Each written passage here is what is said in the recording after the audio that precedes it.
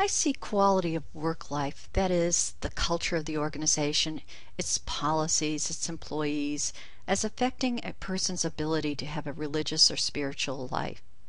And an employee's religious or spiritual life influences the quality of work life for that employee and the workplace in terms of morale and satisfaction. This idea fits with person-centered management, valuing people with all their talents and foibles. That doesn't mean that religion and spirituality in the workplace aren't without their problems, and we'll discuss this shortly. Now, I see three approaches that employers can take: the legal approach, the faith-friendly approach, and I'll introduce another approach, the religious competency approach. The legal approach is the antithesis of person-centered management. It takes its guidance from the law, prevention of discrimination, and the handling of complaints. Now let's take the case of Cloutier versus Costco. Cloutier was a member of the Church of Body Modification and wanted an accommodation for her facial piercings as part of her religious faith. By the time a situation gets to a Civil Rights Commission or to the court, the quality of life has deteriorated for that employee and the others affected by the issue. Using separation of church and state as it applies to government agencies and as used in the vernacular, the legal approach could just as easily be separation of church and organization.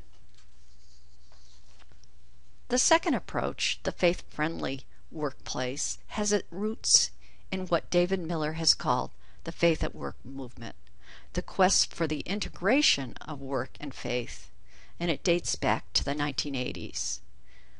Faith-friendly employers recognize other religious holidays besides Hanukkah and Christmas in their activities, offer locations for prayer, flexible work schedules, and recognize the positive values that spirituality can bring to the quality of work life. Executives, too, admit being guided by their spirituality or Christian roots and encourage their employees to do so as well. Still, using this approach, employers don't often go beyond a non-discrimination policy and very often have no special mention for religion.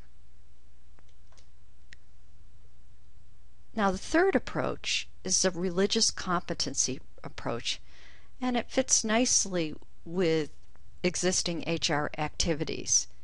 Religious competency is learned skills which help us understand religious values and differences and ease communication between and among customers, volunteers, and employees.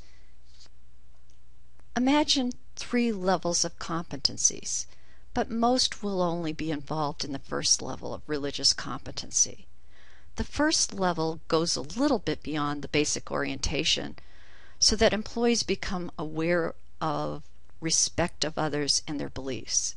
It particularly applies if there are new ethnic communities surrounding the employer.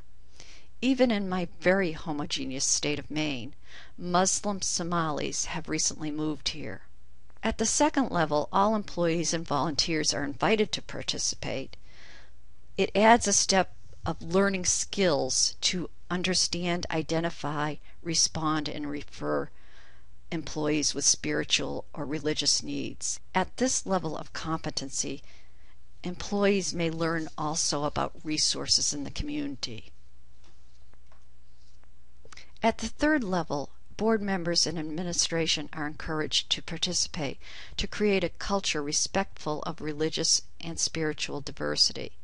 But again, any employee or volunteer may participate. At this level, participants may seek out additional training outside the organization to learn how to be a sounding board when questions of faith arise. They might also develop insight about themselves. With policies and religiously competent persons in place, organizations might better understand and handle religious and spiritual differences. Let me suggest the difference between this approach and the legal or faith-friendly approach to improving the quality of life. Do you think a female police officer should be able to wear a headscarf related to her Muslim faith? That's a tough question.